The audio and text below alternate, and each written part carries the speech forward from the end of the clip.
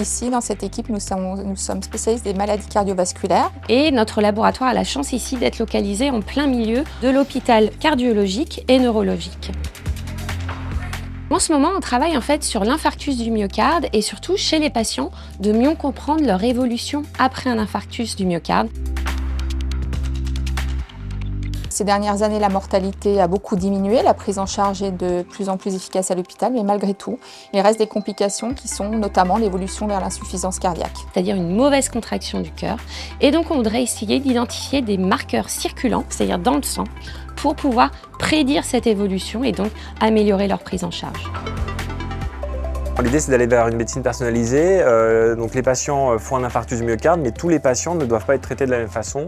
Et l'idée, c'est les patients qui font un infarctus grave, qui ont des biomarqueurs qui montrent une sévérité plus importante, devront avoir un traitement qui devrait être ajusté par rapport à des patients qui n'ont pas de critères de sévérité.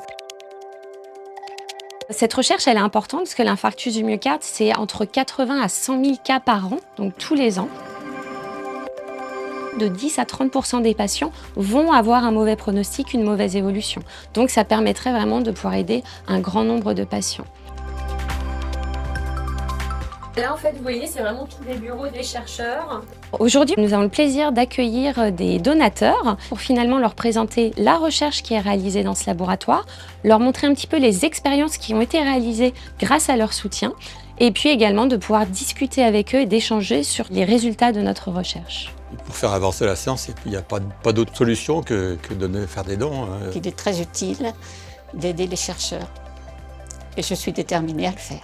C'est grâce à leur soutien que nous avons pu démarrer cette étude et ça nous a vraiment mis le pied à l'étrier pour commencer les premières expériences et avoir les premiers résultats préliminaires qui nous ont encouragés pour aller plus loin. Les dons de la Fondation de l'Avenir sont très importants pour la recherche puisque la recherche demande des moyens importants et notamment la Fondation de l'Avenir nous a aidé à acheter des kits pour doser les biomarqueurs dans le sang des patients qui font un infarctus du myocarde. Et donc ça nous a permis vraiment de mettre au point, de développer cette méthodologie et là d'avoir les premiers résultats pour ensuite appliquer aux patients.